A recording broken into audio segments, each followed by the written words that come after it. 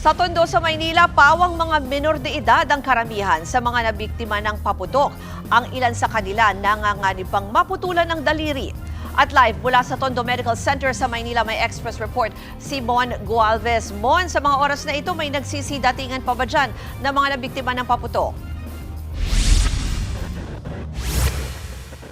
Tama ka dyan, Ruth. Magkakasunod pa rin dumarating dito sa Tondo Medical Center ang mga biktimang ng paputok, no? Kahit tapos na yung mismong pagsalubong sa bagong taon mula nga sa 3 a.m. cut-off nila kaninang madaling araw, nasa 17 kaagad ang nadagdag hanggang sa mga oras na ito.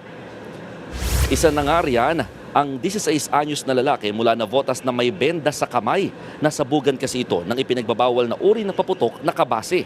Kwento ng nanay ng biktima, bigla na lang daw may lumapit sa anak na nagmomotorsiklo sabay abot ng paputok. Ang hindi alam ng biktima, may sindi na pala ito kaya mabilis sumabog.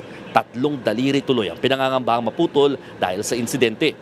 Naka-wheelchair naman ay sinugod ang isang lalaki matapos aksidenteng makaapak nang hindi pa niya matukoy ang paputok ng 5-star o pillbox. Marami pa raw kasing kalat kaninang umaga mula sa mga sumabog ng paputok nang dumaan palabas ng bahay. Bukod sa kanila, isang 8 anyos ding lalaki ang dinala sa ospital matapos humabol pang magpaputok. Sabi ng mga doktor sa Tondo Medical Center, karamihan sa mga pasyenteng dinadala rito ay pawang mga menor de edad pa. Ang pinakabata nga raw ay isang 6 na taong gulang na pinagsindi lamang ng sintro ni Judas.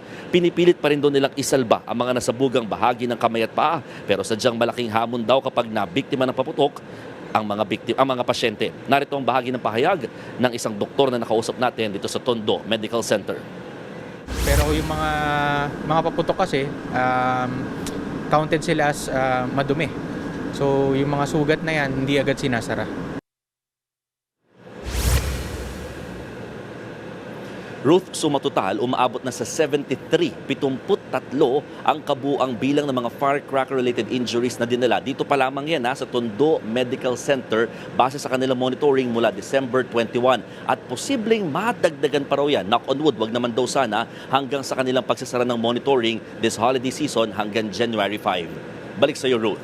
Yan po ang express report ni Mon Gualvez mula sa Tondo Medical Center. Mga kapatid, Ruth Cabalco, para sa mabilis na pasada ng mga balitang dapat niyong malaman, mag-follow at mag-subscribe sa social media pages ng News 5.